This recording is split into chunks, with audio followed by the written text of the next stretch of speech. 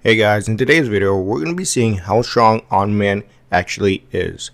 Omni Man is one of the strongest Viltrumites we have seen in Invincible, but where does he lie in power? To figure that out, we're going to look at his most impressive fights and feats and determine a quote-unquote power level for him. Even in the beginning of the series, Invincible, Omni Man was a high-ranking warrior of the Viltrumite Empire, fighting and killing all kinds of aliens and enemies from all parts of the universe. And in Season 1, he was really the strongest guy we have seen up until that point, and he was even the main antagonist of that season. Now, the first major fight for Omni Man was when he fought all of the Guardians of the Globe and murdered them all in Episode 1. Now, the Guardians of the Globe aren't weak, they are all individuals with superpowers, and with the Immortal being a part of the group, it just goes to show how strong they actually were. This is the same Immortal that was revived and was putting up a decent fight against Omni Man. However, Omni Man did beat him up in the end. And right after, in the next episode, an entire army of aliens from the Flaxen planet came and invaded Earth. The aliens held off the new Guardians of the Globe, and the leader of the aliens was strong enough to beat up Invincible with ease. Omni Man by himself sent the aliens running back to their home planet, and even went to their planet and destroyed the entire alien race on his own. Omni Man went so fast that he lit up the entire atmosphere of the planet and destroyed an alien satellite in seconds. This speed feat was calculated at sub-realistic speeds, but he would show way faster feats than that later on. Now, another example isn't really a fight, but in episode 5, Omni Man teaches his son Invincible to catch and throw asteroids away from the Earth. Omni Man made a couple of comments afterwards. He stated that the asteroid Invincible diverted saved an entire country, and how he diverted an asteroid the size of Texas a few years ago. And the asteroid that Omni Man said he diverted is way bigger than the asteroid that wiped out the dinosaurs. The asteroid that wiped out the dinosaurs was 6 to 9 miles wide and left a 124-mile crater in the Gulf of Mexico. Now, if we take his statement at face value, we could put Invincible's power level at the time at country levels of AP, and Omni Man's power level at the time at multi-continental levels of AP. There is also a calculation of Omni Man's asteroid statement that puts him at moon levels of AP, but it was taken down.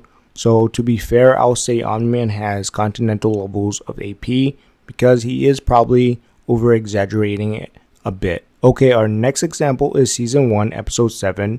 In this episode, C-Cell fired an orbital satellite beam at Omni Man mid-flight, which landed a direct hit on Omni Man and vaporized a large portion of the ground. Some calculations have this beam at city levels of power. Omni Man then gets up and flies so fast that he escapes Earth's orbit in seconds, and he gets hit with another point-blank beam again, but powers through it. He then destroyed the satellite and only got a small nosebleed to show for it. This is consistent with his other statements / feats, and just goes to show how durable he actually is. Next is episode 8 of season 1.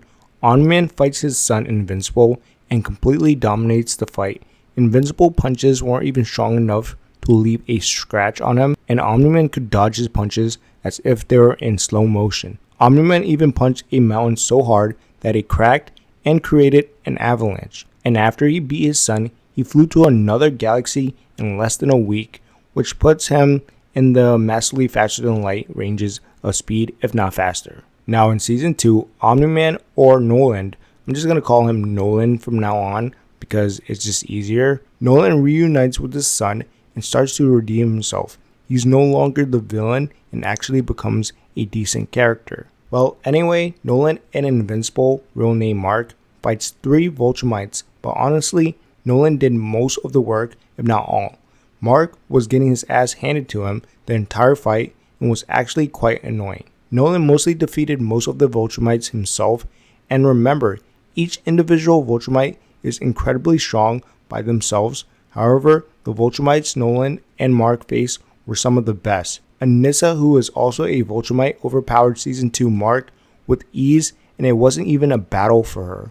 And in Season 3, Nolan gets captured by the Viltrumite Empire and beats even more stronger Viltrumites while he was injured, and in the comic books, he became even stronger. Nolan, Mark, and Thaddeus fought the Viltrumite Empire under Thrag's command and destroyed their planet with the help of Space Rider's beam. This places Nolan, Mark, and Thaddeus at planet levels of AP, and right afterwards, Thrag rips Thaddeus' head off with ease, which also puts him at planet levels of AP. And in the final battle against Thrag, he does manage to do some slight damage to Thrag, although he does shatter his fist on impact, and he got ripped in half afterwards. Now, this doesn't mean Nolan is weak by any means, it just shows how strong Thrag is. Nolan even being able to damage Thrag is an impressive feat, considering he is one of the strongest Viltrumite, and he defeated Battle Beast in a multi-day fight. So, in conclusion, Omni Man has planet levels of power and is massively faster than light, if not faster. He should be in the top 5 strongest characters in Invincible, and he is a great character. But that's all for this video, guys. If you guys like this video, like and subscribe, and let me know your opinions in the comment section below. And I'm out of here. Peace.